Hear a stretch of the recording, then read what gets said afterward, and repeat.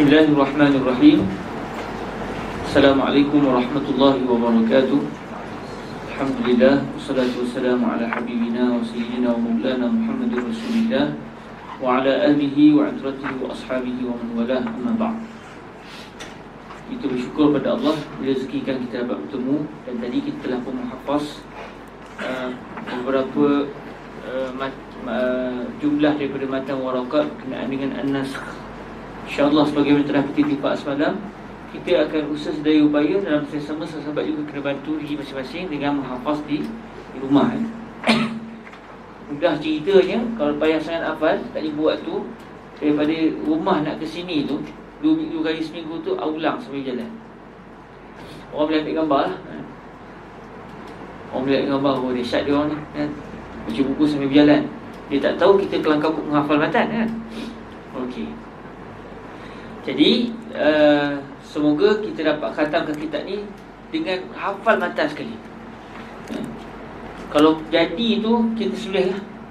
Kita menyembelih lah insya-Allah ni. Sembelih apa tu tak tahulah. Yang penting kita bersembelih. Walau seekor ayam untuk dimakan oleh semua insya-Allah.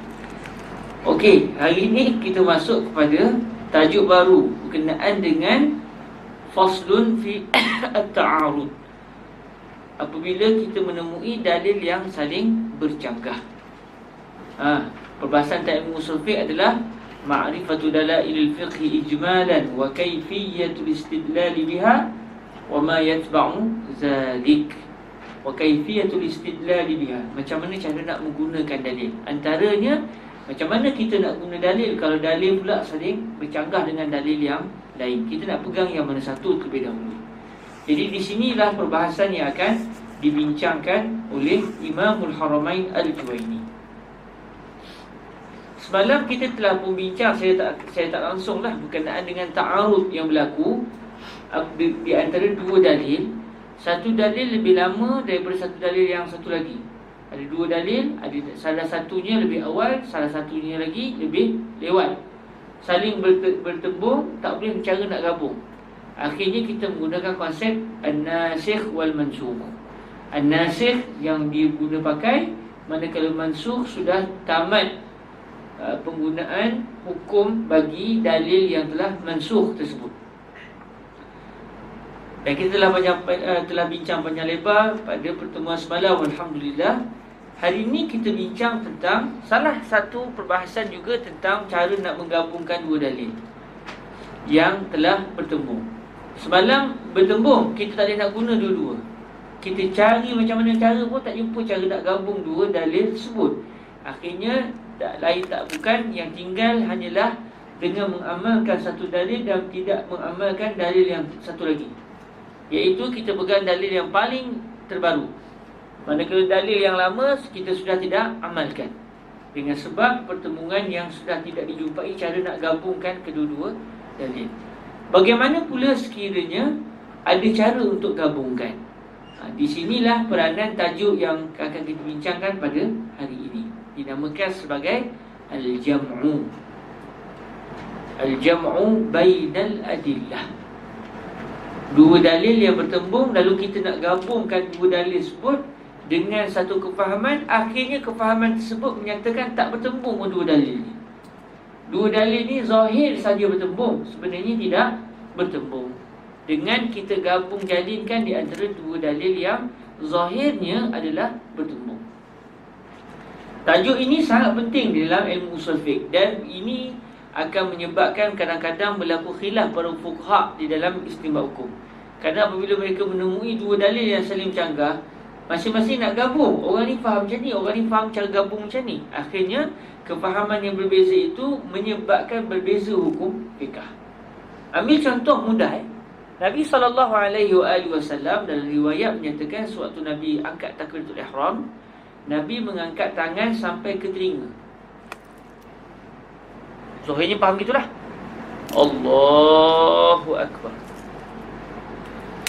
Ada hadis yang lain pula yang menyatakan Nabi SAW sewaktu mengangkat takbiratul ihram, baginda mengangkat tangan baginda sampai ke bahu. Zahirnya Allahu Akbar. Satu lagi sampai telinga. Tinggi sikit. Allahu Akbar. Bertembung tak? Tembung. Sebab cerita ni cara nak angkat takbir. Saya nak angkat takbir mana satu ni? Sampai ke bahu ke atau sampai ke telinga? Adakah bermaksud salah satunya sudah terbatal, memang berlaku nasih mansukh, atau macam mana? Dalam masa yang sama, kedua-dua dalil sebut kuat. Ini dinyatakan dalam kitab Al-Majmu' oleh Imam An-Nawawi sendiri. Akhirnya para ulama kita mula berusaha menggabungkan dua dalil yang saling bertempur. Ada para ulama mengatakan Nabi mengangkat takbir sebanyak 2 kali. Ustaz Azim, Ustaz Azim please, Ustaz Azim,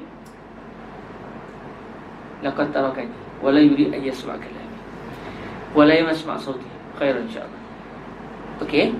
Ada para ulama mengatakan apabila Nabi mengangkat tangan sampai ke telinga, dan ada riwayat mengatakan Nabi angkat tangan sampai ke bahu, sebenarnya cara nak gabung ada ulama faham gini. Cara gabungnya adalah sebenarnya dua dalil ni tidak bertembung. Sebaliknya kedua-duanya nak bagi tahu kepada kita boleh dua cara. Nabi menggayakan dua cara bagi takbiratul ihram.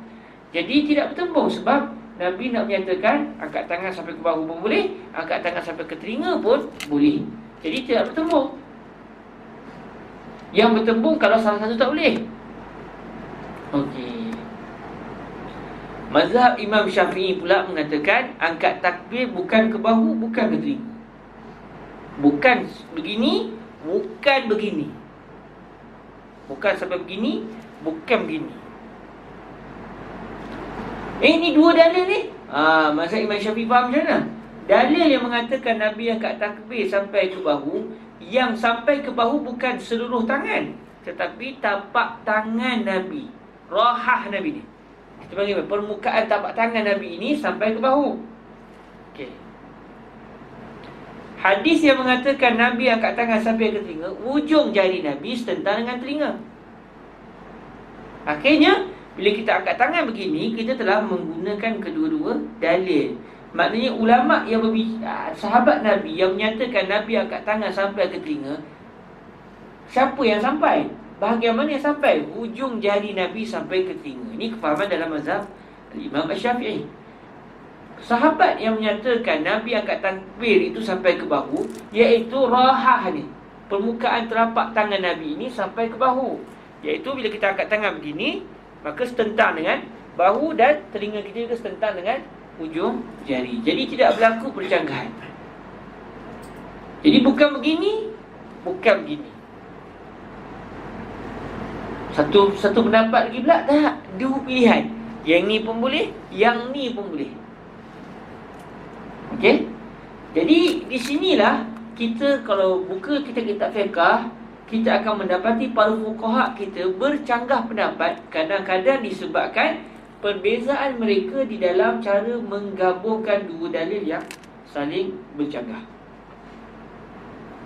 Ini kita akan jumpa jelas kalau kita bicara tentang hadis-hadis hukum dan juga ayat-ayat hukum yang zahirnya bercanggah. Sekali Nabi sembahyang duduk, para sahabat sembahyang diri, Nabi kata tak, bila aku sembahyang duduk, semua kena sembahyang duduk. Sekali pula Nabi SAW di akhir hayat Nabi sembahyang duduk, para sahabat sembahyang diri, dan Nabi tak kata apa. Macam mana ni? Akhirnya para ulama cuba gabung, mazhab Syafi'i terus pegang, tak ada cara nak gabung lah. Melainkan kita mengatakan yang terakhir sekali menasahkan yang lebih awal. Jadi hadis yang diriwayatkan oleh Imam Bukhari contohnya, yang mengatakan para sahabat diminta oleh Rasulullah untuk sembahyang duduk, disebabkan imam sembahyang duduk, Nabi ketika itu sakit, lalu Nabi sembahyang duduk. Ni di awal-awal, bukan di akhir hayat Nabi. Nabi pernah jatuh daripada kenderaan, lalu menyebabkan Nabi sakit berlipat. Jadi Nabi sembahyang duduk, tak boleh berdiri. Bila sembahyang duduk, para sahabat okey je, tak sakit, nak sembahyang berdiri. Nabi kata tak, kamu semua kena sembahyang duduk. Ini peringkat awal. Akhir hayat Nabi sembahyang duduk, para sahabat semua berdiri. Di saat yang kita belajar iaitu ketika Nabi di akhir hayat Nabi, ketika Sayyidina Abu Bakar jadi imam, Nabi keluar daripada kamar baginda Rasul SAW, dan akhirnya Sayyidina Abu Bakar ke belakang, Nabi jadi imam. Cuma suara Nabi tak kuat, sebab Nabi sakit dan Nabi gering ketika itu, dan akhirnya Nabi wafat selepas itu. Lalu bila Nabi sembahyang, suara Nabi pun tak kuat, jadi Sayyidina Abu Bakar jadi mubalighus saut. Bila Nabi sembahyang duduk, Sayyidina Abu Bakar sembahyang berdiri, para sahabat sembahyang berdiri, berlaku iqrar. Dan kita dah belajar iqrar menunjukkan bahawa wa iqraruhu 'alal fi'li ka fi'lihi. Jadi bila Nabi iqrar, para sahabat berdiri, maka ini menunjukkan sah berdiri walaupun imam sembahyang duduk. Dan ini membatalkan ataupun menasahkan dalil yang telah sebelum ini, yang telah berlaku sebelum ini. Jadi itu kalau dah tak jumpa cara nak gabung. Kalau ada cara jumpa nak gabung, kita akan jumpa bagaimana para ulama boleh berbeza pendapat disebabkan cara mereka nak menggabungkan dua hadis yang zahirnya bercanggah. Tidak secara hakikat bercanggah, sebab mustahil kalam Allah bercanggah dengan kalam Allah, mustahil kalam Allah bercanggah dengan hadis Nabi, mustahil hadis Nabi bercanggah dengan hadis Nabi. Sebab kesemuanya daripada Allah Azza wa Jalla. Maka tidak berlaku percanggahan sama sekali di dalam ayat Al-Quran dan juga hadis. Tapi kami nampak ada percanggahan. Itu secara zahir pada pemikiran kamu. Kalau dikaji, kamu akan jumpa tidak berlaku pertemuan. Seronok bila kita baca fiqah, kita baca hadis-hadis hukum, tengok macam mana fuqaha kita istinbat hukum, nampak betapa luasnya akal mereka di dalam mencari cara gabungan. Doktor kitab ni ditahqiq oleh siapa? Doktor Syekh Fauzi kalau tak silap ni. Ditahqiq oleh Dr. Rifa'at, ditahqiq oleh Syekh Rifa'at Fauzi. Dekat je dengan rumah kita. Di akhir sekali Syekh tahqiq kitab risalah, tahqiq kitab al-um. Di akhir sekali Syekh datangkan mula-mula kitab risalah. Risalah al-usul fiqh. Punca asal ilmu usul fiqh bagi kitab risalah ni lah. Walaupun kitab risalah bukan kitab al-um. Al-um ni kitab fiqh, risalah kitab usul fiqh, tapi alang-alangnya ditahqiq sekali. Dan yang terakhir sekali adalah ini Fihris. Fihris memang bukan berkalam Imam Syafi'i lah. Ikhtilaful hadis, kitab Ikhtilaful hadis. Ini bukan kitab al-um, bukan juga kitab risalah, tapi Al-Imam Asy-Syafi'i dalam kitab Ikhtilaful hadis menyatakan hadis ini bertemu dengan hadis yang satu lagi. Macam mana cara nak gabung ni? Di sini kita akan lihat macam mana Imam Syafi'i menyatakan cara gabungan berdasarkan ijtihad beliau apabila berlaku pertemuan di antara dua hadis. Dan kita akan nampak fuqaha berbeza pendapat kadang-kadang disebabkan cara mereka nak menggabungkan dua hadis yang sahihnya bercanggah. Betul, macam kitab Bulughul Maram, hadis-hadis hukum. Benda ni sangat baik. Dia menyebabkan kita akan nampak subhanallah, fuqaha kita ni bila dia dah keluarkan konklusi hukum, sebenarnya dia dah kaji habis segala dalil. Saya nak termuntah dah nak kaji. Last sekali itulah keputusannya berdasarkan ijtihad beliau. Dan tidak ada istilah fuqaha kita berijtihad tanpa menggunakan dalil. Dalil pula bukan hanya hadis, Al-Quran juga hadis, Al-Quran juga dalil, qiyas juga dalil, ijma' juga dalil. Jadi bila kita melihat bagaimana seorang fuqaha mengeluarkan hukum, mereka mencari hukum daripada dalil lalu disebutkan hukumnya kepada kita, kita akan nampak mereka mengeluarkan hukum dengan penuh tertib dan penuh disiplin. Lepas tu bila kita belajar usul fiqh, mustahil orang belajar usul fiqh secara adatnya, lepas tu dia pula membida'ahkan para fuqaha. Mustahil. Fuqaha ni tak ada dalil. Ya, betul? Awak tak belajar usul fiqh ke? Takkan tak tahu macam mana fuqaha kita boleh istinbat hukum. Yang boleh jadi orang ni kata fuqaha ni tak betul, fuqaha ni betul, kadang-kadangnya kerana kalau dia tidak mendalami ilmu fiqah dan juga ilmu usul fiqah. Dia belajar hadis saja contoh. Kadang-kadang nak jadi ke situ dengan sebab belajar hadis betul-betul. Dia belajar hadis hukum. Dia tengok hadis ni bertemu dengan mazhab Syafi'i. Ni mazhab Syafi'i tak betul. Dia tak tahu mazhab Syafi'i juga ada pegangannya. Cumanya pegangan tu tak disebut dalam kitab hadis yang dia baca. Dia tak tahu ada hadis yang digunakan oleh Imam Syafi'i ataupun digunakan dengan sebab berlaku qiyas dan sebagainya. Saya pergi Turki baru ni. First time tengok orang mazhab Hanafi qomat. Ingatkan azan punya qomat. Dia dah azan dah. Lepas tu komen, Allahu Akbar, Allahu Akbar. Oh kita, asyhadu an la ilaha illallah. Tiba-tiba dia punya komen, Allahu Akbar, Allahu Akbar, Allahu Akbar, Allahu Akbar. Asyhadu an la ilaha illallah, asyhadu an la ilaha illallah. Asyhadu anna Muhammadar Rasulullah, asyhadu anna Muhammadar Rasulullah. Hayya 'alas salah, hayya 'alas salah, hayya 'alal falah, hayya 'alal falah. Tu dia berjalan azan dah. Cuma dia tambah qad qamatis salah, qad qamatis salah 2 kali, bukan 4 kali.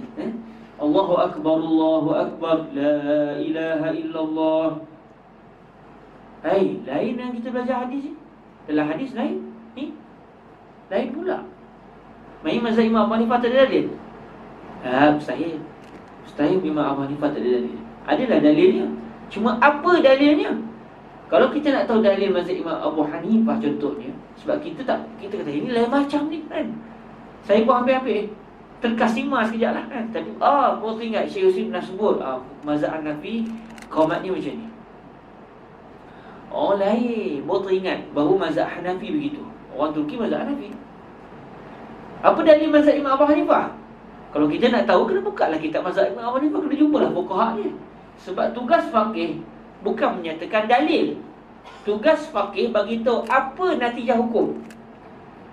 Dalil ni peranan siapa? Peranan faqih tu sendiri. Dia yang nak kena guna dalil, bukannya orang awam. Sebab tu dalam kitab fiqh kadang-kadang dia sebut natijah, dia tak sebut dalil kami bagian-bagian. Bila dia akan sebut dalil? Kalau dia berdebat dengan fuqaha lain. Contohnya di Turki banyak-banyak tempat lepas habis qomat dia pun sembahyang macam biasa. Saya pergi satu tempat dalam satu zawiyah tasawuf. Syekh Usama kata, jom kita pergi masuk. Tapi itulah kami tengok yang dia orang berzikir, kita tak tahu dia orang tarikat apa. Nak tanya pun dia orang tak tiba bahasa Arab. Cakap Inggeris pun saya punya bahasa Inggeris khilaf terus kan. Inggeris saya memang pernah mungkinlah riwayat yang lain.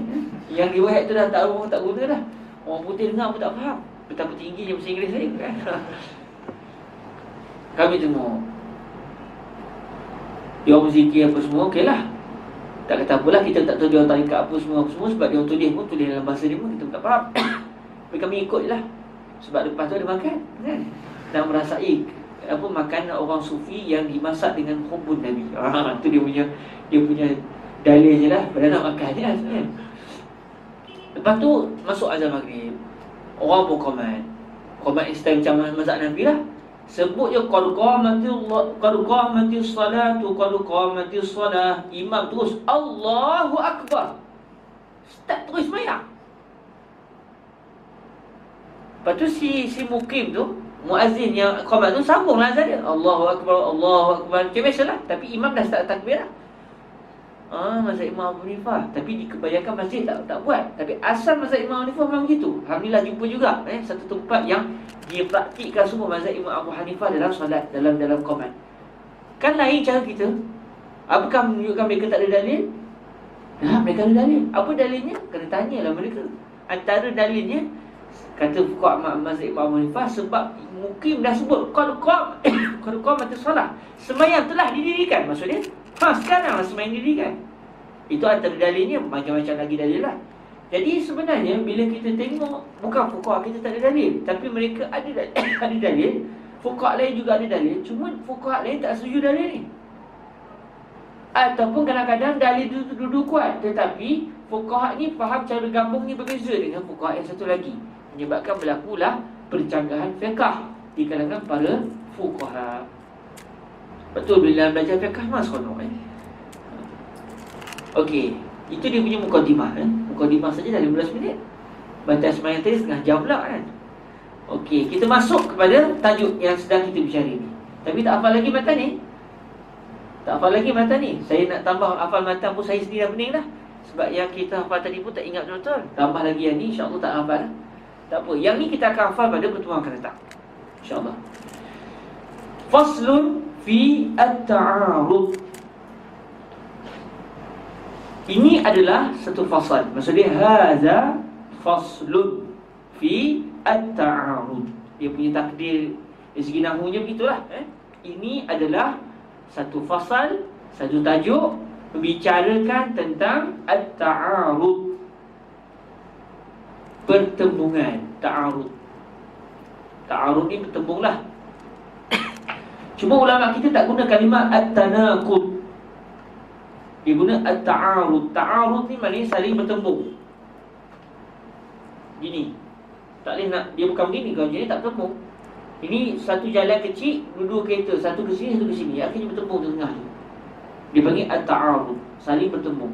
Kalau tanaqud, saling bercanggah. Saling bercanggah. Bila sebut at-tanaqud, menunjukkan orang yang bercakap itu ada unsur dia ni cakap tak semua fikir. Cakap benda bercanggah. Dan mustahil syarak bercakap benda-benda yang bercanggah secara hakikat. Sebab tu ulama kita guna kalimah at-ta'arud, bertembung secara zahir. Bukan tanaqud, sebab tidak berlaku tanaqud. Tidak berlaku saling batal-membatal.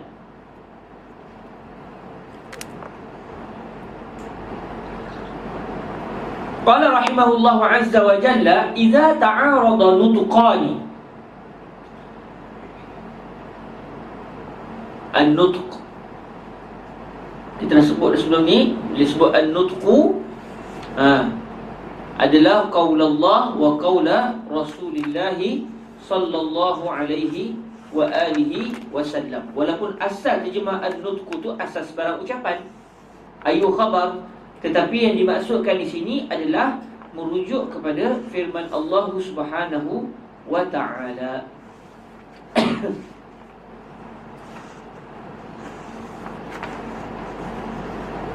Wa na'ni bin nutqi qawlahu ta'ala wa qawlir rasuli sallallahu alaihi wa alihi wasallam. Jadi telah digunakan kalimah an-nutqu sebelum ini, iaitu pada perbahasan berkenaan dengan takhsis, wa yajuzu takhsisul kitabi bil kitabi wal kitabi bis sunnati was sunnati bil kitabi was sunnah bis sunnah wan nutqi bil qiyas wa na'ni bin nutqi qawlahu ta'ala wa qawlar rasuli sallallahu alaihi wa alihi wasallam. Jadi nutqan maksud dia dua nas. Dua nas, sama ada ayat Quran dengan ayat Quran, hadis dengan hadis, atau ayat Quran dengan hadis. Idza ta'arada nutqani, apabila bertemu dua dalil, sama ada ayat Quran dengan ayat Quran, atau hadis dengan hadis, atau ayat Quran dengan hadis, dalam masa yang sama, kedua-duanya boleh menjadi dalil. Walaupun tak disebut dalam matan, tapi ini yang disebut oleh para fuqaha kita. Sebab kalau bertembung di antara hadis hasan contoh dengan hadis dhaif, itu tak dinamakan ta'arud. Kita akan terus berpegang dengan hadis hasan, sebab hadis dhaif tidak boleh menjadi dalil.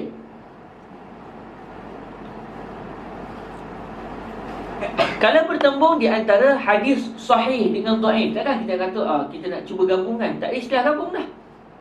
Kita akan terus pegang dengan hadis sahih, sebab hadis sahih menjadi dalil, manakala hadis dhaif tidak menjadi dalil dari segi istimbat hukum secara dasarnya. Kalau bertemu di antara hadis hasan dengan hadis sahih, walaupun darjat kekuatannya tak sama, tetapi kedua-duanya menjadi dalil, lalu dianggap juga perlu digabungkan di antara hadis hasan dan juga hadis sahih. Contoh hadis sahih mengatakan Nabi menyapu kepala sewaktu berwuduk sekali.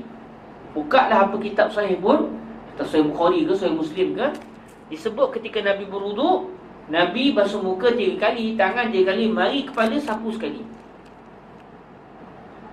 Ada satu lah, jadi macam rosam lah. Ada satu hadis yang diriwayatkan oleh Sayyidina Imam Abu Dawud dalam sunan beliau. Hadis ini berstatus hasan, yang menyatakan bahawa Nabi sapu kepala sewaktu berwuduk, sapu kepala sebanyak 3 kali. Bertemu atau tidak? Kita masa berwuduk nak sapu sekali ke nak sapu 3 kali? Kalau ikut hadis sahih, sapu sekali. Kalau ikut hadis hasan ini, sapu 3 kali. Macam mana kita nak buat? Bolehkah kita sapu sekali, merangkap 3 kali? Saya ada cara, iaitu saya sapu ni zahirnya sekali, tapi dia 3 kali sapu. Buat macam mana? Tak ada cara. Mana boleh 3 jadi 1, 1 jadi 3, 3 adalah 3, 1 adalah 1.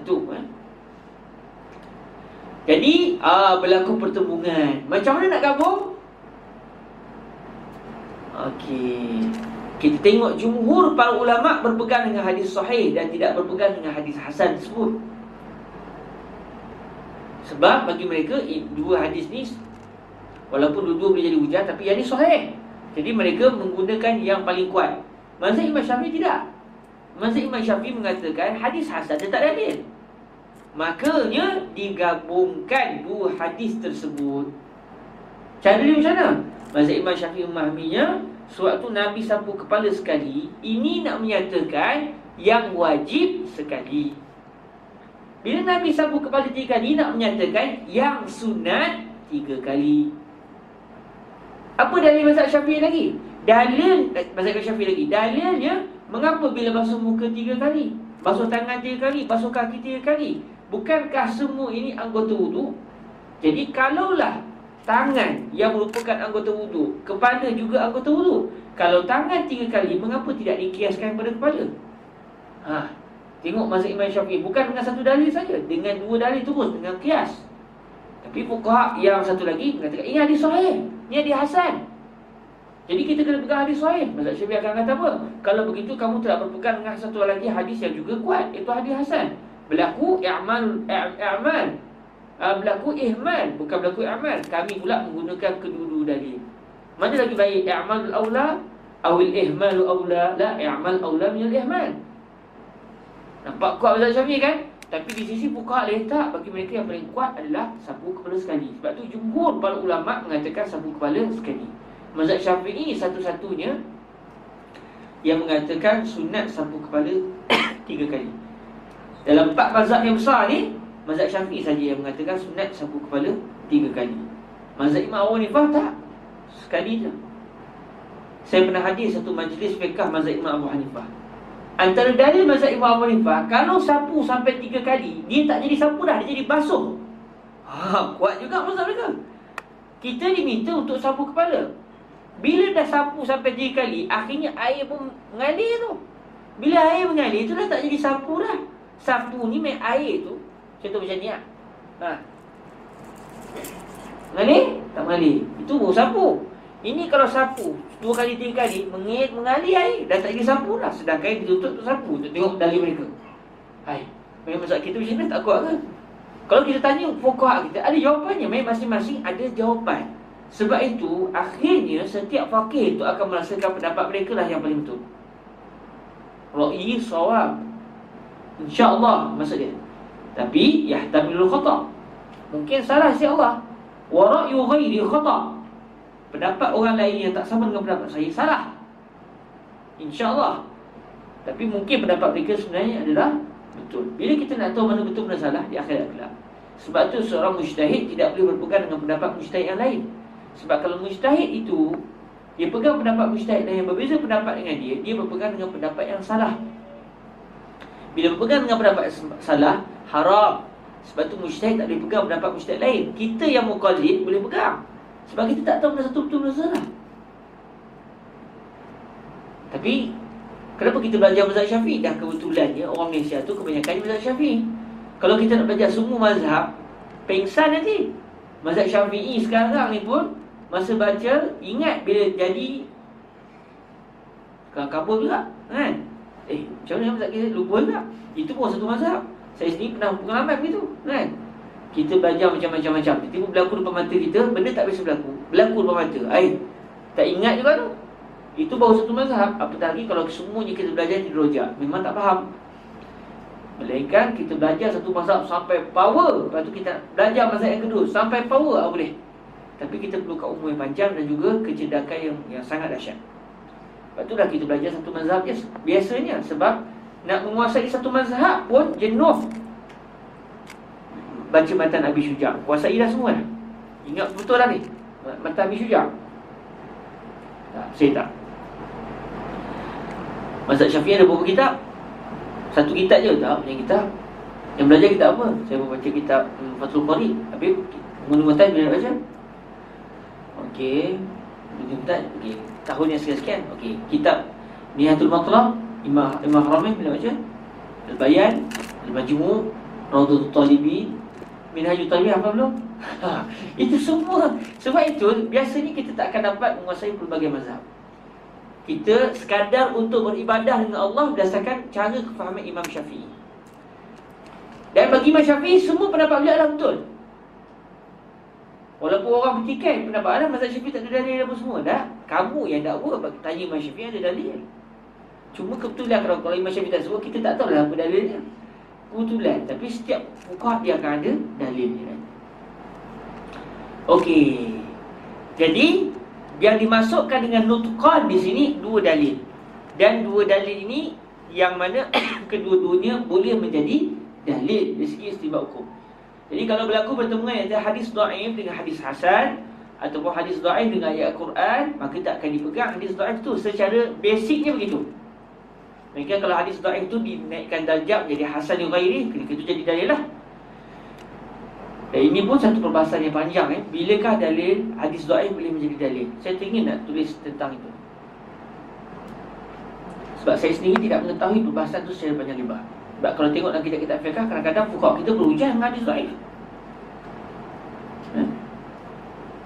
Ala kulli hal, khair insya-Allah. Jangan curi tajuk tu biar saya nak buat tesis PhD saya dulu tajuk tu, lepas tu orang lain buat pulang. Idza ta'arada nutqani, bila dua dalil yang kedua-duanya menjadi hujah bertembung, iaitu secara zahir pada pemikiran si mujtahid sahaja. Fala yakhlu imma an yakuna ammaini au khassaini au ahaduhuma amman wal akharu khassan au kullu wahidin minhuma amman min wajhin wa khassan min wajhin. Tu dia. Ingatkan senang je nak gabung dah. Ni semua dikeluarkan as-sabr wa taqsim. Keluarkan segala kemungkinan. Lepas tu kita akan berhati molek setiap kemungkinan. As-sabr wa taqsim. Tak adalah kemungkinan yang lain dah. Ini je ada. Apabila dua bertembung, dua dalil, tengok fuqaha kita ketika nak gabung tu semua dia akan fikir benda ni. Kita baru dengar je dah pening dah.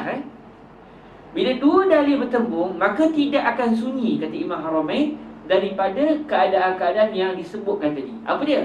Sama ada kedua-dua dalil itu kedua-duanya umum. Kedua-duanya mengandungi erti umum. Dua-duanya am. Dalil yang pertama pun am, dalil yang kedua pun am. Tapi bertembung. Nak pegang masa tu ni? Dalil yang pertama pun mengatakan hukum macam ni. Dalil yang kedua kata tak, hukumnya macam ni. Dua-duanya am, dua-duanya dalil.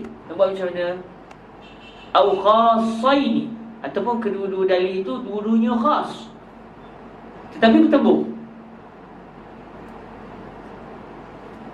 Au ahaduhuma amman wal akharu khassan, atau salah satu di antara dua dalil ni, contohlah dua, tak semestinya kena dua Kalau 3, 4, 5 dalil pun tak kisah juga. Tapi sekurang-kurangnya tak dinamakan pertembungan melainkan setelah berlaku dua. Kalau satu dalil tak berlaku bertembung, satu je dalil yang ada, betul bertembung. Bertembung siapa? Tak ada. Itu tak ada makan bertembung. Bertembung mesti sekurang-kurangnya 2 atau 3, 4, 5 ke atas lah. Au ahaduhuma amman wal akharu khassan, ataupun salah satu di antara dua dalil tersebut adalah dalil yang am. Dan kita telah bincang panjang tentang dalil yang am ni, apakah dia am, apakah dia khas. Satu dalil lagi, dia tidak am tetapi dia adalah khas. Ni kemungkinan yang ketiga. Au kullu wahidin minhuma amman min wajhin wa khassan min wajhin. Atau yang berlaku pertembungan ini antara dua dalil, setiap satu di antara dua dalil ini ada unsur am, ada unsur khas. Dia bukan am mutlak, bukan khas mutlak. Dia ada unsur am, dia ada unsur khas. Kedua-duanya begitu. Dan kedua-duanya bertembung.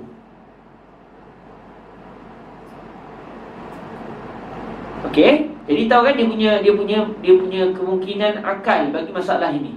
Dia punya asam wa taqsim dalam masalah ini.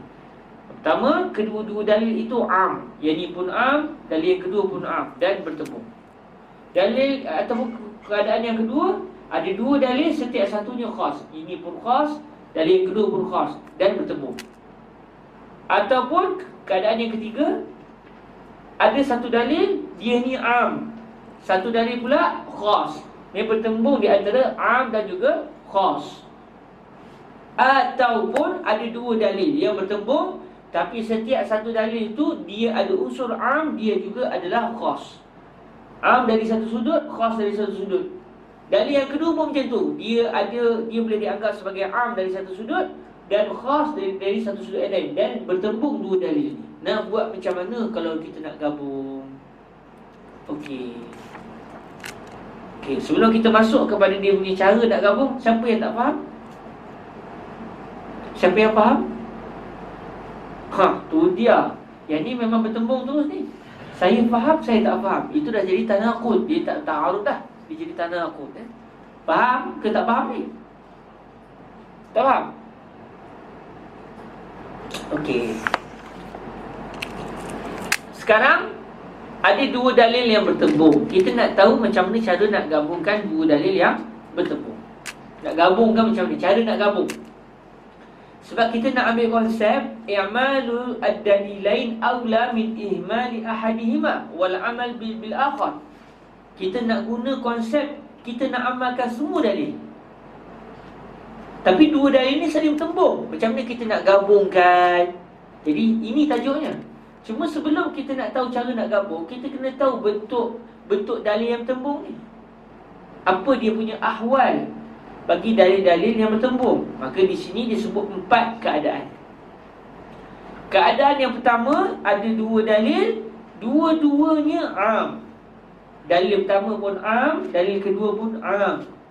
Namun kedua-duanya bertembung, saling bercanggah, saling bertembung. Itu keadaan yang pertama. Ayyakuna ay kullu minhuma ammaini au khassaini. Maksud dia ayyakuna khassaini. Kedua-dua dalil itu kedua-duanya dalil khas, tetapi bertembung. Kalau tak bertembung tak jadi masalah. Isunya sekarang ni bertembung. Kita nak guna dua-dua dalil. Dah dua-dua dalil bertembung, macam mana kita nak guna? Okey. Au ahaduhuma amman wal akharu khassan. Ataupun keadaan yang ketiga, dalil yang pertama adalah am, manakala dalil yang kedua pula adalah khas. Pun begitu, bertembung di antara am dan juga khas. Au kullu wahidin minhuma amman min wajhin wa khassan min wajhin. Ataupun dua dalil yang saling bertembung itu dua-dua sama status, iaitu setiap satu mempunyai unsur am dan dalam masa yang sama juga mempunyai unsur khas. Dalil yang kedua juga begitu. Dia boleh dikatakan am bila kita lihat dari satu sudut, dia juga boleh dikatakan sebagai khas kalau kita lihat dari sudut yang lain. Dua-dua dalil macam tu, sama, tapi bertembung. Nak buat macam mana? InsyaAllah kita masuk lepas ni, kita akan nampak dia punya perincian dia. Ini secara kasarnya. Apa contohnya? Bil misal yattadihul maqal. Bila kita datangkan contoh, baru kita akan nampak macam mana satu dalil dialah am, dialah khas. Macam mana? Kita akan jumpa lepas ni. Sekarang ni kita nak tahu ya ada 4 jenis. Macam mana contoh dia akan disebut selepas ni insyaAllah. Okey. Qala rahimahullahu azza wa jal, fa in kana ay kana kullun minad dalilain al-muta'aridain. Fa in kana ay, kalaulah dua-dua dalil tersebut amaini, kedua-duanya adalah umum tetapi bertembung, dan kita pula nak gabungkan. Sebab kalau dah tak digabung, barulah kita akan beralih kepada nasih mansukh. Selagi boleh gabung, tak naklah guna konsep nasih mansukh. Sebab guna konsep nasih mansukh akan berlakulah satu dalil digunakan, satu dalil lagi tidak digunakan. Kita nak gunakan dua-dua dalil. I'malul kalam aula min ihmalihi. Kalau dua-dua dalil bersifat am, apa contoh? Okey.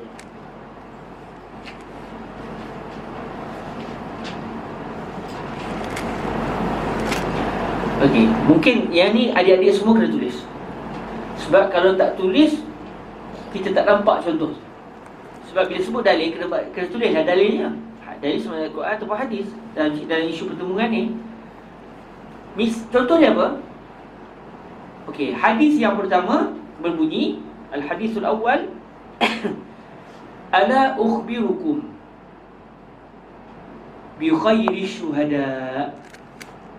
Kita tulis hadis yang pertama, hadis yang berbunyi Nabi SAW bersabda, ala ukhbirukum bi khairi syuhada. Mahu tak saya bagi tahu kamu semua sebaik-baik orang yang menjadi saksi di mahkamah. Ala ukhbirukum bi khairi syuhada. Sambungan hadis, alladhi ya'ti bi syahadatihi, alladhi ya'ti bi syahadatihi qabla an yus'alaha, qabla an yus'alaha. Syarah majhul yas'alu ni yus'al, yus'alaha. Sekali lagi hadis penuhnya, ala ukhbirukum bi khairi syuhada alladhi ya'ti bi syahadatihi qabla an yus'alaha.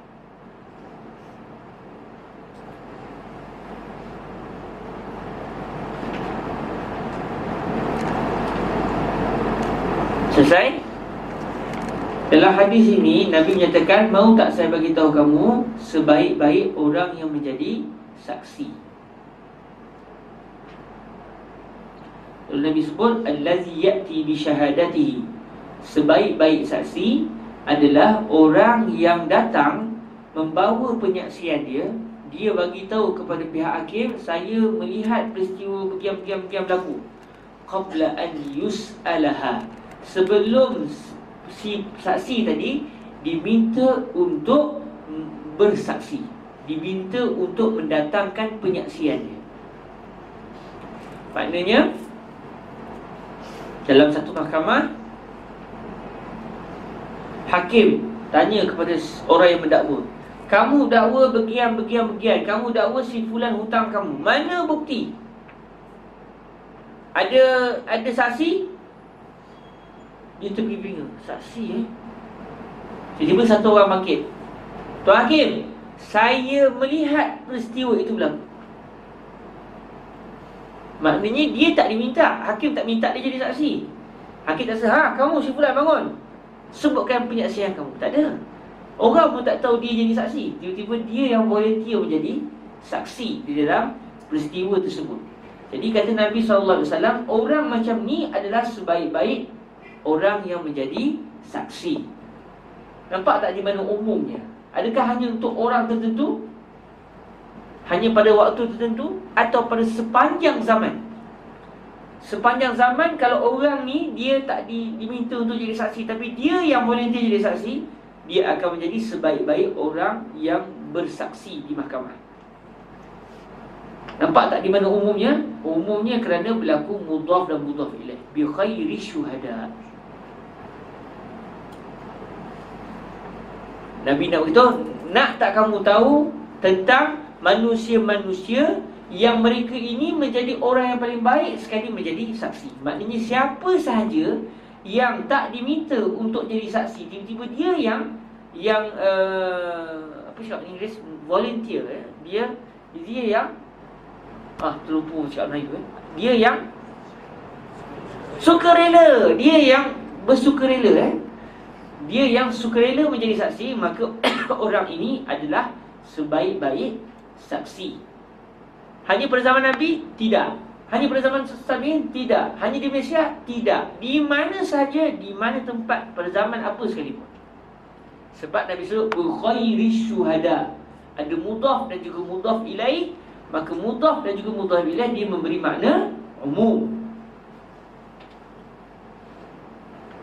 Cuma dalam mata waraqat tak ada lah, kan? Wa alfazu arba'ah, tak ada pun ini. Arba'ah tu hanya sekadar contoh untuk peringkat awal. Kalau buka kitab lebih tinggi, macam-macam lah. Antaranya bila ada mudhaf dan juga mudhaf ilaih.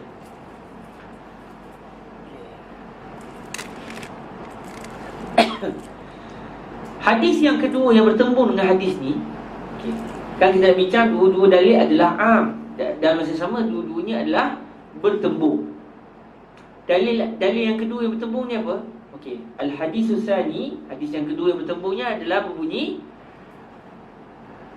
hadis yang pertama tadi rawahu Imam Muslim. Saya datangkan dengan nasnya tanpa ada perubahan, insya-Allah. Ala ukhbirukum bi khairi syuhada allazi ya'ti bi syahadatihi qabla an yus'alaha. Rawahu al-Imam Muslim fi sahihihi. Hadis yang kedua, subhanallah, juga diriwayatkan oleh al-Imam Muslim. Tetapi hadis yang kedua ni bercanggah terus dengan hadis yang pertama. Apa hadis yang kedua berbunyi? Inna khairakum qarni. Inna khairakum qarni. Sesungguhnya sebaik-baik kamu semua adalah yang hidup pada zamanku, iaitu zaman sahabat bersama dengan Nabi. Inna khairakum qarni thumma alladhina yalunahum. Inna khairakum qarni thumma alladhina yalunahum. Kemudian sambungan hadis, thumma alladhina yalunahum. Jadi hadis penuhnya, inna khairakum qarni thumma alladhina yalunahum thumma alladhina yalunahum. Sebaik-baik kamu semua adalah yang hidup pada kurunku, pada zamanku. Kemudian orang yang selepas mereka, maksud orang yang hidup selepas zaman Nabi. Kemudian orang yang hidup selepas zaman sahabat. Yang zaman sebaik-baik kurun adalah sahabat Nabi yang hidup bersama dengan Nabi. Kemudian tabi'in yang hidup bersama dengan sahabat. Kemudian tabi'in yang hidup bersama dengan tabi'in. Inna khairakum qarni thumma alladhina yalunahum thumma alladhina yalunahum. Sambungan hadis, qala Imran, perawi hadis, qala Imran fala adri.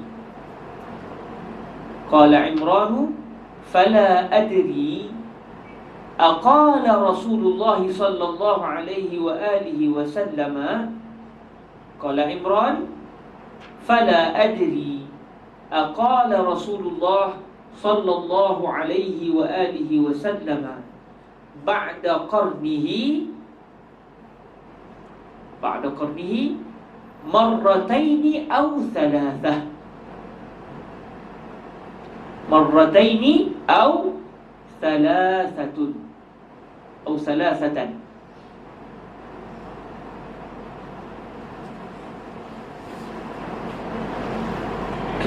Hadis penuhnya, inna khairakum qarni thumma alladhina yalunahum thumma alladhina yalunahum. Qala Imran fala adri aqala Rasulullah sallallahu alaihi wa alihi wa sallam ba'da qarnihi marrataini aw thalathatan. Jadi salah seorang perawi hadis ini, iaitu Imran, beliau menyatakan, saya tak pasti adakah Rasulullah sallallahu alaihi wasallam menyebut selepas kurun baginda sebanyak 2 kali atau 3 kali. Maksudnya beliau tak pasti adakah yang Nabi sebut summal ladzina yalunahu 2 kali je, atau yang Nabi sebut 3 kali. Summal ladzina yalunahum summal ladzina yalunahum summal ladzina yalunahum. Jadi berlaku syaqqur rawi. Berlaku syak rawi bagi hadis ini. Adakah yang Nabi sebut inna khairakum qarni summal ladzina yalunahum summal ladzina yalunahum summal ladzina yalunahum 3 kali, atau yang Nabi sebut inna khairakum qarni summal ladzina yalunahum summal ladzina yalunahum. Jadi adakah sahabat tabi'in tabi'in sahaja, atau sahabat sahabat tabi'in tabi'in. Jadi perawi tak pasti yang mana satu yang disebut oleh baginda Nabi alaihi salatu wasallam. Kemudian sambungan hadis thumma yakunu ba'dahum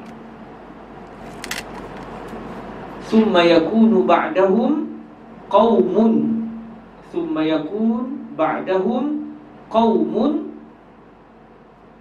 yashhadun wa la yustashhadun. Okey, thumma yakunu ba'dahum qaumun yashhaduna wa la yustashhaduna.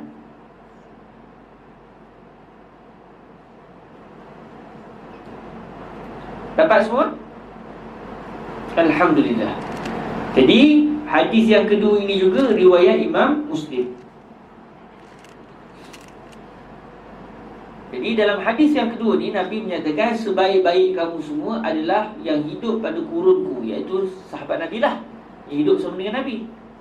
Summal ladzina yalunahu. Kemudian generasi kedua terbaik adalah generasi tabi'in yang hidup sama dengan sahabat. Summal ladzina yalunahu. Kemudian generasi yang terbaik seterusnya adalah generasi tabi'in yang hidup dengan tabi'in. Yang tabi'in itu pernah hidup dengan sahabat, yang sahabat pernah hidup dengan Nabi. Jadi kebaikan itu kenapa? Kerana ada kaitan dengan Nabi. Sebab tu baru ulama kata sanad ni penting. Sebab walaupun kita ni biasa-biasa, tapi masalahnya di hujung tu bukan biasa-biasa. Di hujung itu adalah Nabi alaihi salatu wasallam. Jadi kerana keberkatan Nabi itu, insya-Allah dengan kita sekali dapat. Lepas tu barakah kita belajar di Al-Azhar, kita belajar dengan guru yang sambung menyambung sampai kepada baginda Nabi alaihi salatu wasallam. Okey, kemudian perawi tak pasti adakah disebut generasi yang seterusnya. Kemudian apa sabda Nabi? Summa yakunu ba'dahu. Kemudian selepas daripada mereka ini, iaitu sahabat, tabi'in, tabi'in, atau tambah satu lagi generasi, iaitu tabi'in. Berlaku Syakarawi di situ. Kemudian Nabi kata apa? Kemudian selepas daripada mereka ini akan datang satu kaum. Mereka ini, Nabi tak katakan mereka ni terbaik. Nabi tak kata pun wahaula aidan ni, tak. Nabi hanya sebut generasi yang paling terbaik ni hanya pada 3 generasi tadi je, atau 4 berdasarkan Syakarawi tadi lah. Sahabat, tabi'in, tabi'in. Kemudian kata selepas itu ada satu kaum. Maksudnya generasi yang seterusnya itu tidak termasuk dalam generasi yang terbaik. Sebaliknya generasi yang tidak baik. Siapakah generasi yang tak baik ini?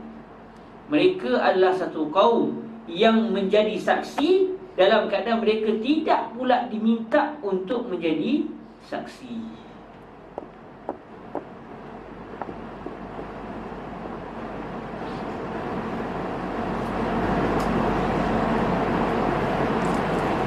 Okey. Jadi berlaku pertemuan di antara hadis kedua dengan hadis yang pertama.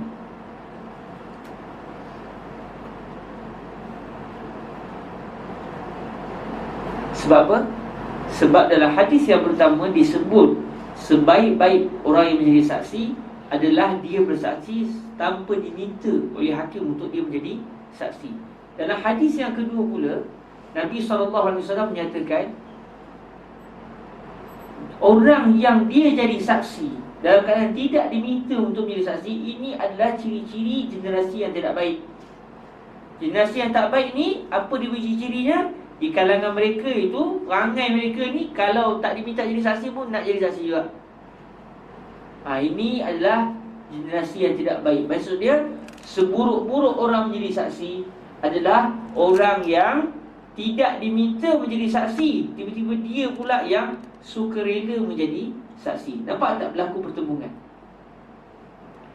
Dalam keadaan kedua-dua hadis ini berstatus am. Nabi nak mengatakan orang yang dia tak diminta jadi saksi, tiba-tiba nak jadi saksi, ini generasi yang tidak elok, generasi yang jahat. Tiba-tiba dalam hadis yang mula-mula Nabi kata, ala ukhbirukum bi khairi syuhud allati ya'ti bi syahadati qabla an yus'alha. Nabi puji pula generasi yang mereka ini tak diminta jadi saksi, tiba-tiba mereka yang sukarela menjadi saksi. Akhirnya berlaku pertemuan. Hadis kedua-duanya sahih, diriwayatkan oleh Imam Muslim pula tu. Kedua-duanya diriwayatkan oleh Al-Imam Muslim.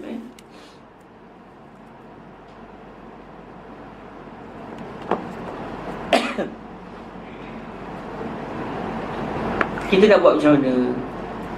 Bukan kita lah, mustahid nak buat macam mana bagi menentukan status orang yang dia sukarela jadi saksi ni. Dalam masa yang sama, hakim tak minta dia jadi saksi. Adakah dia elok jadi saksi atau tak elok? Sebab kalau ikut hadis pertama, eloklah dia jadi saksi, lalu jadilah dia sebaik-baik orang jadi saksi. Tapi kalau ikut hadis yang kedua pula, hadis kedua menunjukkan bahawa orang yang tidak diminta jadi saksi, tak payah minta, tak payah jadi saksi. Selagi tak diminta, tak payah jadi saksi. Kalau dia juga sekali jadi saksi, dia adalah saksi yang tidak elok. Sebab Nabi mencela kumpulan ini. Okey, nak buat macam mana sekarang? Kedua-dua hadis umum, merangkumi semua zaman. Dalam masa yang sama,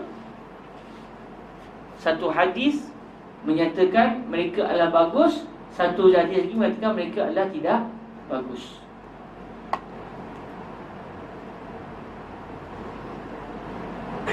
Maka apabila berlaku dua keadaan begini, kata Imam Ahramain, fa in kana amaini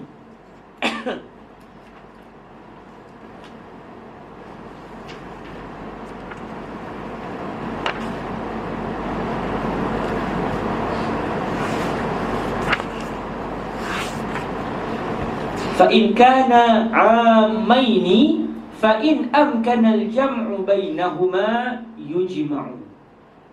Kalaulah boleh untuk kita gabungkan di antara dua hadis ataupun dua dalil yang saling bertembung tadi, maka hendaklah digabungkan kedua-dua tadi. Maksudnya kita menyatakan hadis ini cerita benda lain, hadis ini cerita benda lain. Dia bukan menceritakan pada satu situasi, tapi menceritakan tentang dua situasi yang berbeza. Mari kita menggabungkan. Kita cuba cari jalan penyelesaian yang mana hasil cara fikir kita itu akan menyebabkan tidak berlaku pertemuan di antara dua hadis. Biasa saya dengar para ulama kita sebut apa? Idzan fakkatil jihadu fala ta'arud. Idza infakkat al-jihah fala ta'arud. Apabila arah sudah dapat dibezakan, bukan lagi satu arah, bukan begini tapi dah macam ni, maka tak berlakulah pertemuan. Berlaku pertemuan kalau macam ni, satu arah. Tapi kalau satu ke sini, satu ke sini, tak berlakulah. Satu ke sini, satu ke sini. Jadi tak berlaku pertemuan. Mari kita cuba. Hadis ni cerita benda ni khusus, hadis yang kedua pula cerita benda lain. Jadi tidak berlaku pertemuan. Tapi kalau cerita pada keadaan yang sama, di situlah akan berlaku pertemuan. Jadi kalau seseorang faqih menemui dua hadis yang saling bercanggah,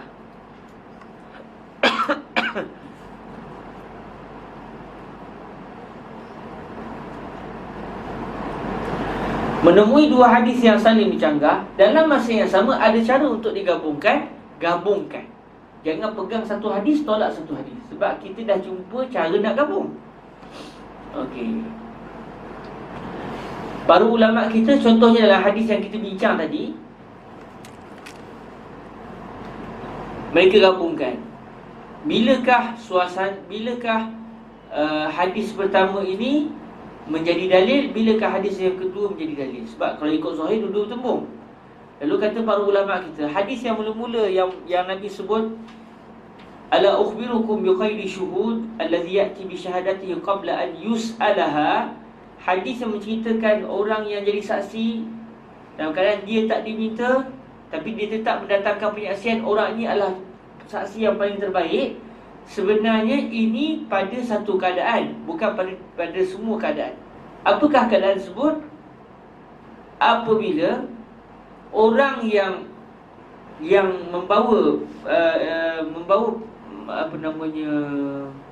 qadiyah itu ataupun isu itu ke mahkamah, dia tak tahu siapa yang boleh jadi saksi dia. Dia tak tahu. Bila qadi tanya dia, kamu ada saksi? Dia kata, saya ada dulu satu orang, saya tak ingat dah siapa. Baik, dia tak tahu siapa yang boleh jadi saksi kepada dia, saksi yang membuktikan apa yang dicakap adalah benar. Maka ketika itu, kalau ada di kalangan yang hadir, dia tahu cerita tu, maka eloklah dia bangun dan menjadi saksi. Sebab dengan sebab penyaksian dia, ucapan orang yang bawa kes kepada mahkamah akan diterima oleh hakim.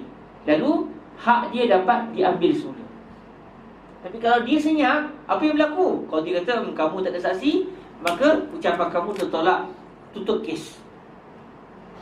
Contoh satu orang kata, qadi, tuan qadi, saya dakwa dia ambil duit saya tak bayar, dia ambil duit saya secara rampas. Kereta tu kereta saya, bukan kereta dia. Orang tu kata, dah, ni kereta saya. Buktinya kereta tu dalam rumah saya, bukan rumah dia. Dia nak dakwa kereta dia, mana bukti? Qadi bertah, mana bukti? Mana saksi yang menunjukkan bahawa kereta itu kereta kamu, bukan kereta orang tu? Orang ni kata, Allah tahu saya cakap benar. Memang Allah tahu kan. Tapi masalahnya di dunia ni kita bukan boleh telefon tanya Allah terus, bukan turun wahyu. Qadi pun kata, mana saksi? Ada hitam putih tunjukkan kepada kita? Ada, tapi dulu banjir kampung saya, hanyut habis semua dah. Dengan dia punya bukti pembelian pun habis. Ada orang yang melihat orang ni rampas kereta kamu? Dia kata ada. Ada satu orang tu, saya tak ingat dah siapa. Jadi orang tu kebetulannya hadir dalam majlis tu.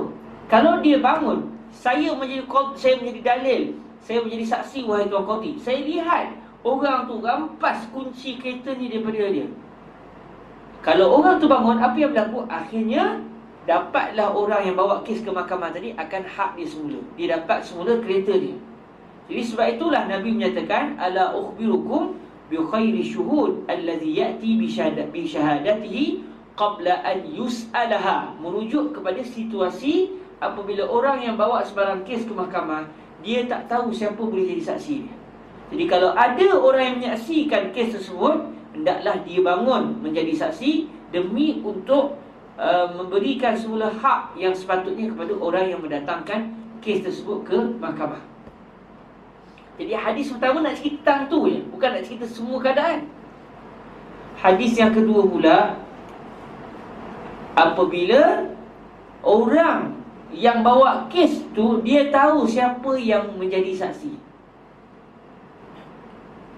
Dia tahu. Jadi apabila dia tahu, tak perlulah orang lain pula yang nak bawa saksi, yang nak menyebutkan penyaksian dia. Sebab hak dia boleh didapat. Dia boleh dapat hak dia dengan saksi yang dia kenal. Katakan dalam kes tadi, bila qadi tanya kepada dia, mana bukti? Awak ada saksi? Ada. Siapa?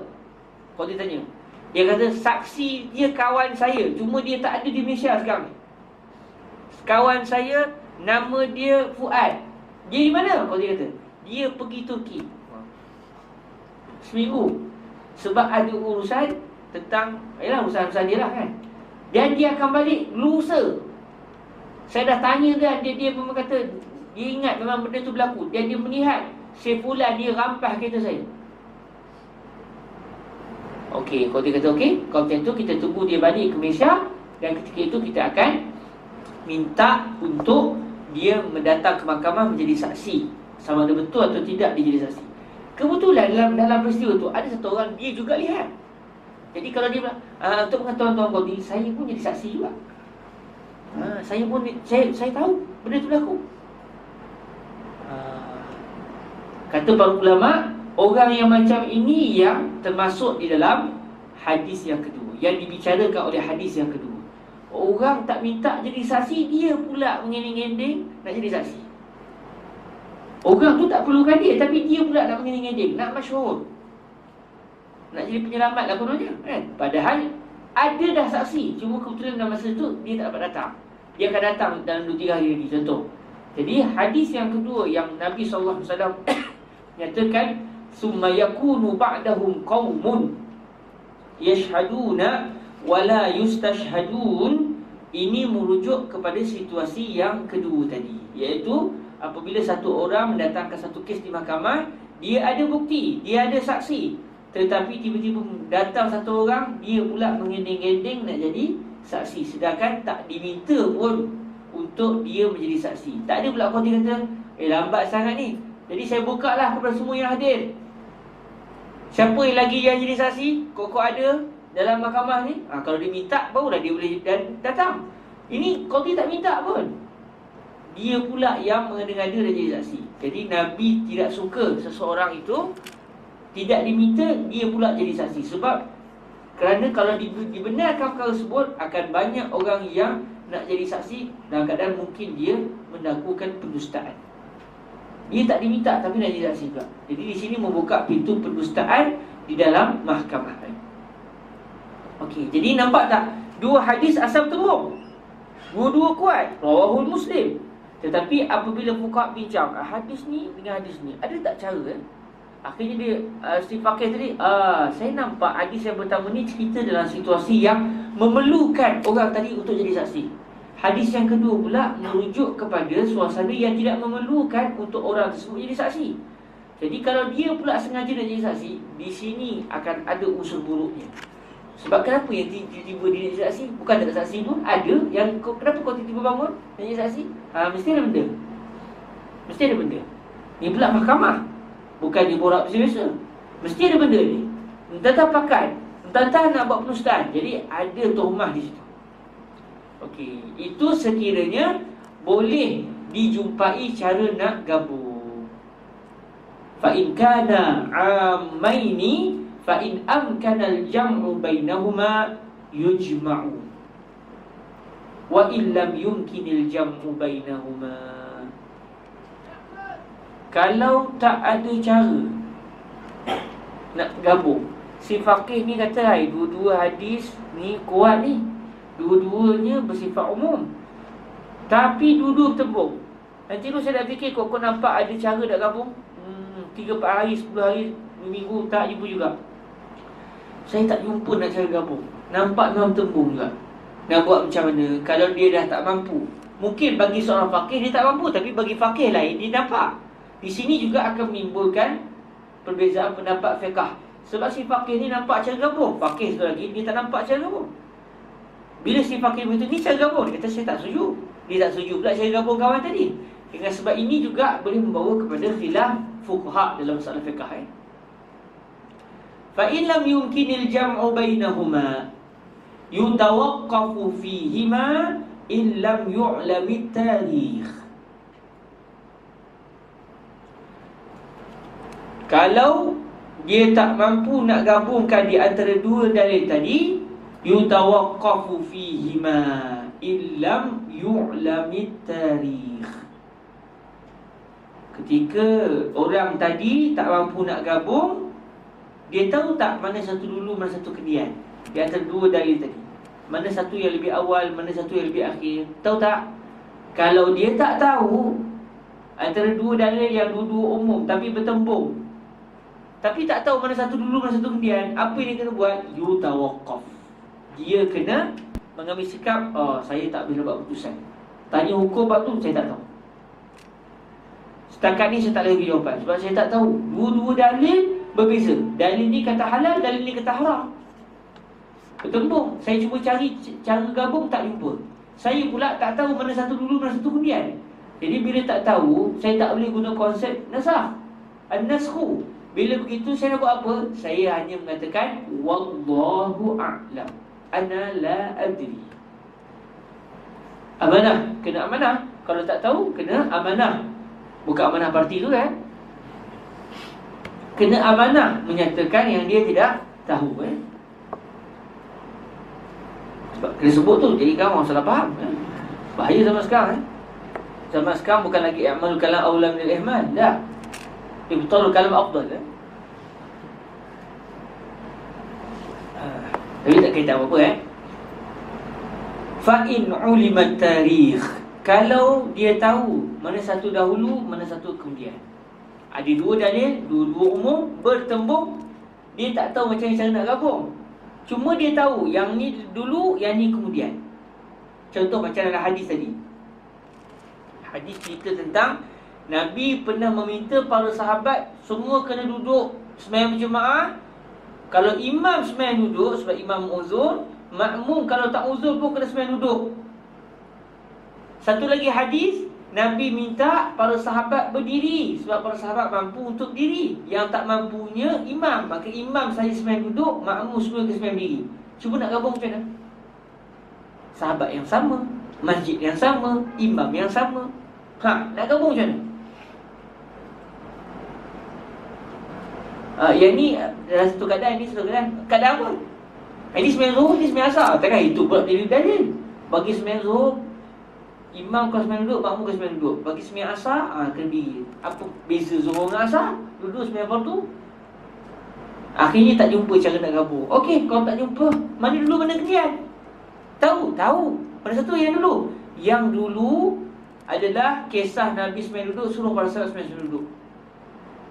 Yang paling latest sekali, yang paling terkemudian sekali adalah sewaktu di akhir hayat Nabi, sebelum Nabi wafat. Nabi sembahyang duduk, para sahabat semua sembahyang berdiri. Yang ni yang paling terakhir. Okey, kalau kita tahu benda dulu benda kemudian, kita pun mengambil konsep yang akhir menasahkan yang lebih awal. Kita gunalah konsep an-naskhu sebab tahu dalil. Maksudnya sebab tahu tarikh.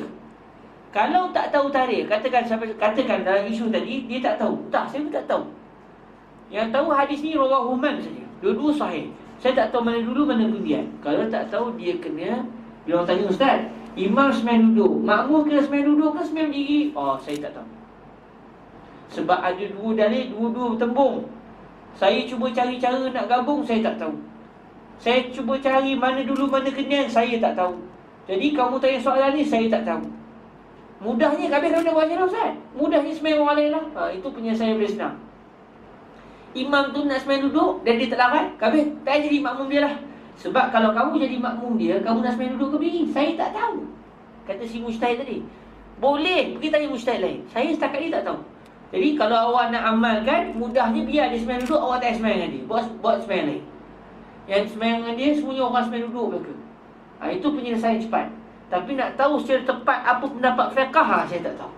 Kata si mujtahid tadi. Sebab dia tak tahu. Dia yang tanya pun tanya, pergi jumpa fuqaha lain. Fuqaha kata dah. Yang paling terakhir sekali hadis yang ceritakan tentang Nabi akhir hayat Nabi tu. Nabi sembahyang duduk, para sahabat sembahyang diri. Yang ni yang paling akhir. Okey, kalau begitu bolehlah kita mengatakan imam sembahyang duduk, makmum kalau boleh berdiri, wajib berdiri. Sebab asal-asal si makmum kena sembahyang diri. Imam pun kena berdiri, tapi imam tak mampu. Maka bila tak mampu, dia boleh sembahyang duduk. Bagi yang mampu berdiri, tak boleh sembahyang duduk. Sebab si mujtahid tadi tahu mana satu dahulu, mana satu yang kemudian. Contoh lagi macam ayat musabarah dalam masalah perang yang kita bincang semalam. Dalam masalah nasih mansuh. Ayat perang. Satu orang, kalau dia berhadapan dengan dua orang, dia tak boleh lari. Kalau satu orang berhadapan dengan 10 orang musyrikin, dia tak boleh lari dalam perang. Kemudian akhirnya datang ayat yang kedua, satu orang dia hanya mesti berdepan, tak boleh lagi dalam medan perang kalau musuhnya adalah 2 kali ganda. Tapi kalau lebih daripada 2 kali ganda, dia boleh lari. Kita tahu mana dulu mana kemudian? Tahu. Cuba nak gabung. Cuba kita nak gabung dulu. Boleh gabung tak? Ini keadaan yang pertama, 1 lawan 10. Ini sekiranya macam mana Yang ni pula dalam keadaan kalau yang ni kalau tentera tu muka dia ganas. Jadi kalau 1 lawan 10 dia kalau muka dia ganas, 1 kena lawan dengan 10. Kalau muka dia lembut-lembut, 1 lawan 2. Adakah muka lembut dan muka ganas memberikan kesan masalah fiqh? Tak. Macam mana? Sampai sudah tak jumpa. Bila tak jumpa, kita terpaksa pergi beralih kepada tahu tak mana satu dulu, mana satu dia tahu. Yang dulu mula-mulanya 1 kena lawan 10. Yang paling later 1 kena lawan 2. Okey, kalau begitu kita menggunakan konsep an-nasikh wal mansukh. Lepas tu kata Imam Rahman di sini, fa in ulima tarikh fayunsakhul mutaqaddimu bil mutaakhir. Kalau kita tahu mana satu dahulu, mana satu yang kemudian, maka kalau tarikh diketahui, maka kita tahu mana satu dahulu, mana satu yang kemudian, yang paling awal dinasahkan dengan yang paling akhir. Maksud dia, dalil yang awal sudah tidak lagi digunakan, yang dipegang adalah dalil yang akhir. Sebab itulah yang paling akhir, dan biasanya yang terakhir akan menasahkan dalil yang lebih awal.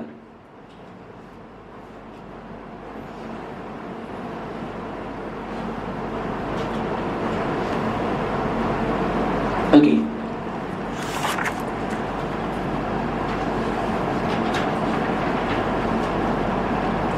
Wa kadzalika in kana khassaini.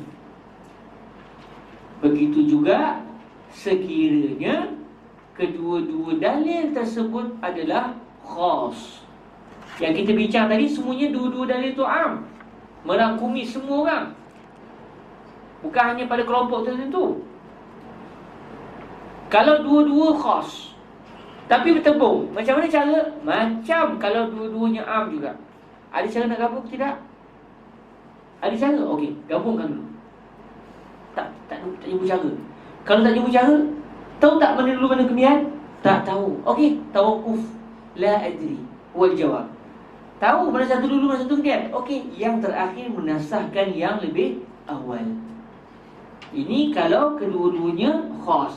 Jadi kalau kedua-dua dalil am ataupun kedua-dua dalil khas, sama cara bagaimana seseorang fakih kena lakukan kalau menemui dua dalil seperti ini. Mula-mula cuba fikir dulu, ada tak cara nak gabungkan dengan mengatakan dalil yang pertama untuk satu situasi, dalil yang kedua sebenarnya untuk situasi yang lain, jadi tidak berlaku pertemuan. Idzan fakat jah fala ta'arud. Kalau dua-dua itu bertemu dan tak jumpa cara nak gabungkan, okey, kita beralih kepada an-naskhu. Cuma kena tahulah mana satu dulu, mana satu kemudian. Kalau tahu mana satu dahulu, mana satu yang kemudian, barulah berlaku an-naskhu. Kalau tak tahu, tak kata apalah. Qul faqad Allahu a'lam. Okey, apa contoh?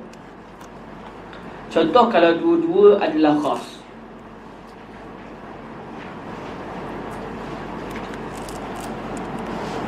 Contohnya,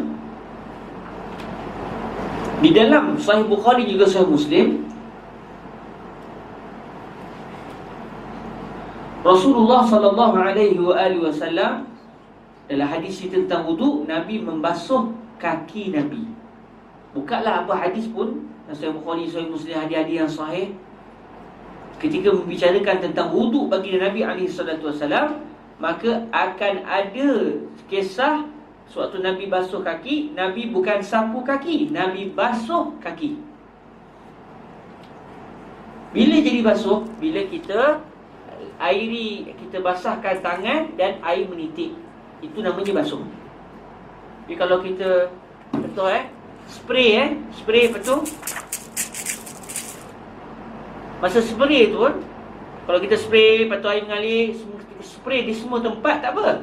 Dan masa spray, setiap kali spray tu air mengalir, maka berlaku basuhan. Ni spray sikit, lepas tu sikit spray. Spray tu pun tak mengalir lah, sebab sikit je spray. Lepas tu dia pun ratakan air spray tersebut. Maka itu tak dinamakan basuh, itu sapu. Okey. Jadi dalam hadis yang membicarakan tentang Nabi SAW berwudu, ketika Nabi tak pakai khuf, Nabi akan basuh kaki. Dia menitik air lah. Okey, jelas? Maknanya cerita ni khas sebab cerita tentang Nabi. Nabi tak kata, okey, kamu taklah berwuduk begini-begini. Menceritakan tentang perbuatan Nabi, maka dia merujuk kepada individu yang tertentu, iaitu Rasul SAW. Dalam masa yang sama, ada hadis yang menyatakan Nabi SAW merenjis air ketika berwuduk pada kaki. Renjis je. Bukan masa pakai huf. Pakai huf tak masalah, memang kita sapu. Kita tak basuh huf, kita sapu je. Dalam hadis yang lain, hadis yang lain menyatakan Nabi SAW sewaktu berwudu, masa tiba waktu nak basuh kaki, Nabi tak basuh, tapi Nabi renjis saja. Bila renjis, percik itu je. Bila percik, apa yang berlaku? Air tak akan mengalir.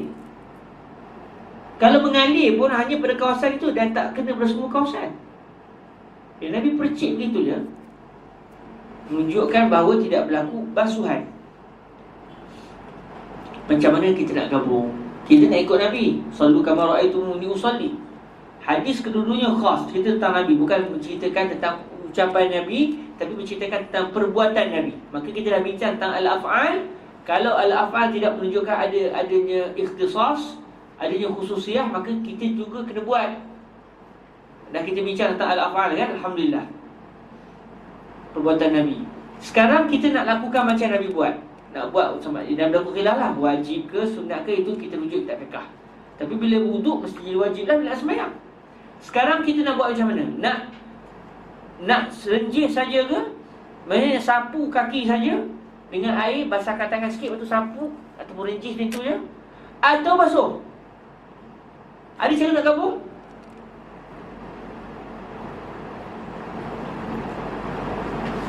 Fuqaha kita kaji tak jumpa cara nak gabung.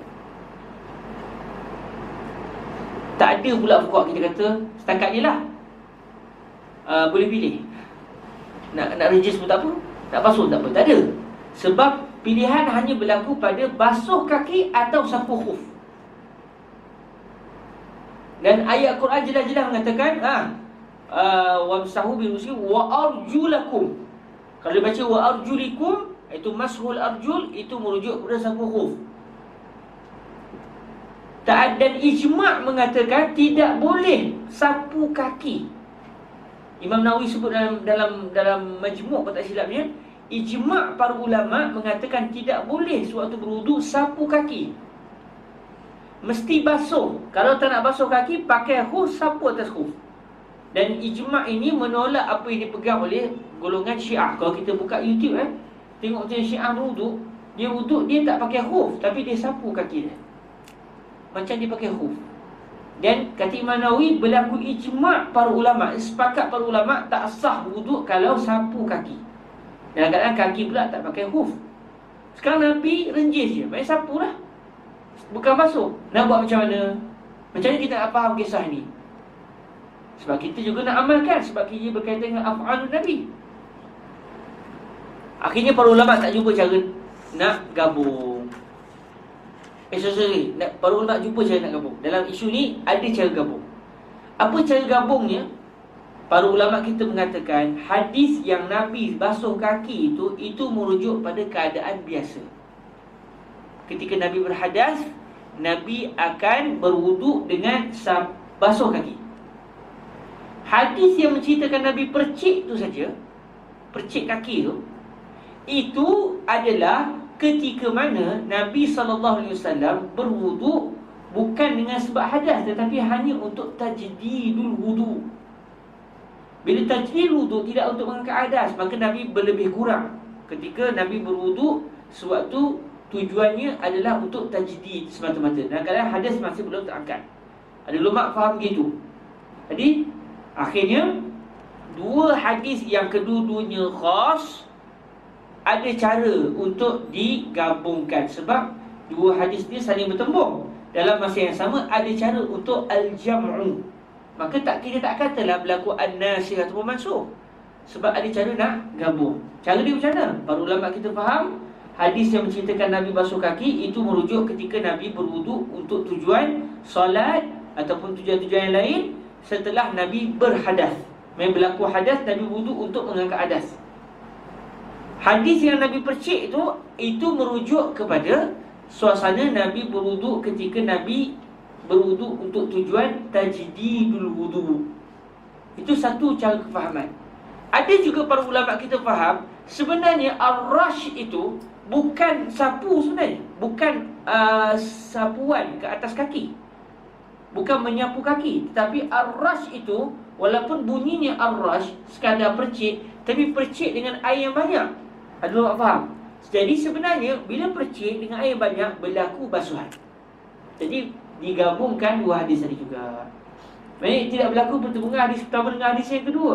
Hadis pertama cerita tentang basuh. Hadis yang kedua, walaupun zahir cerita pasal percik, tapi bukan percik dengan air yang sedikit, tapi percik dengan air yang banyak. Bila percik dengan air banyak, maka akan berlakulah aliran air pada kaki Nabi. Walaupun Nabi tak gosok, gosok tak wajib. Yang penting air kena pada seluruh kaki dalam keadaan tidak ada hail, tidak ada benda yang menghalang air kena ke kaki. Jadi walaupun bunyinya percik, tapi bukan percik yang biasa, percik dengan air yang banyak. Jadi berlaku juga al-ghazlu, walaupun caranya adalah dengan cara percikan. Ini cara gabungan yang kedua. Jadi ada ulama faham macam ni, ada ulama faham macam ni. Cuma ceritanya akhirnya dua hadis yang zahirnya bercanggah dapat digabungkan. Okey?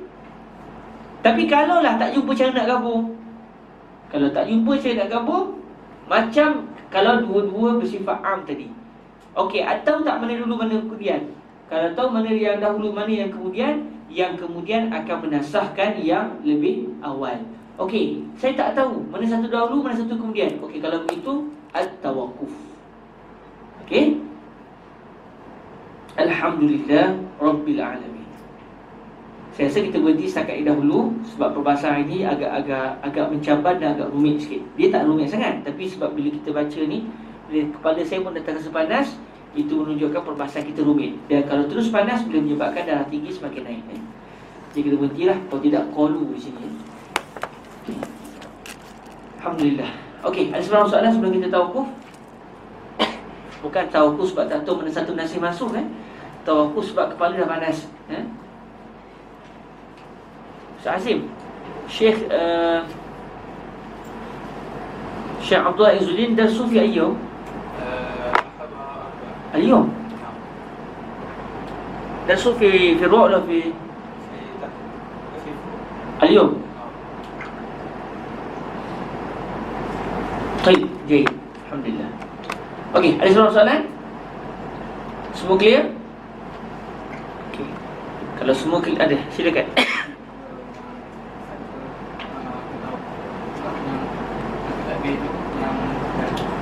yang itu tidak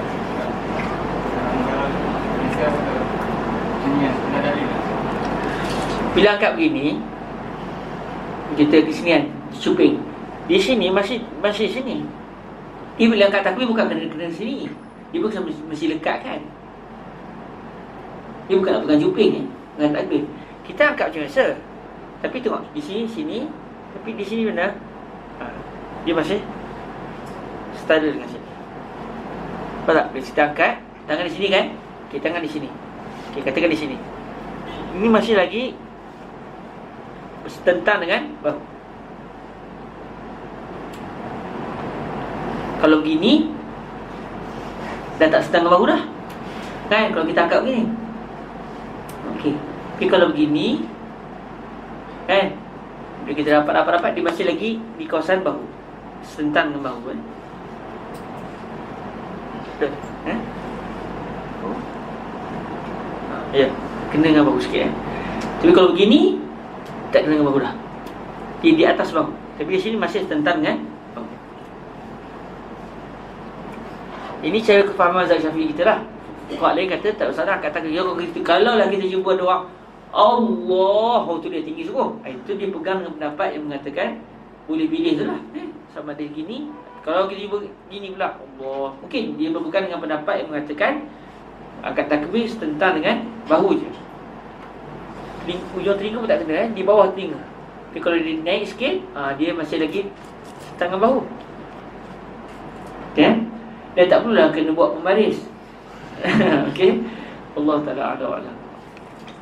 Allahumma salli afdala salatin ala as'adi makhluqatika sayyidina Muhammadin wa ala alihi wa sahbihi عدد معلوماتك ومداد كلماتك كلما ذكرك الذاكرون وغفل عن ذكره الغافلون اللهم صل أفضل صلاة على سيدنا محمد وعلى آله وصحبه وسلم عدد معلوماتك ومداد كلماتك كلما الذاكرون وغفل عن ذكره الغافلون اللهم صل أفضل صلاة على أسعد مخلوقاتك سيدنا محمد وعلى آله وصحبه وسلم عدد معلوماتك ومداد كلماتك كلما ذكرك الذاكرون وغفل عن ذكره الغافلون سبحانك اللهم وبحمدك أشهد أن لا إله إلا أنت أستغفرك وأتوب إليك بسم الله الرحمن الرحيم والعصر إن الإنسان لفي خسر إلا الذين آمنوا وعملوا الصالحات وتواصوا بالحق وتواصوا بالصبر. السلام عليكم ورحمة الله وبركاته.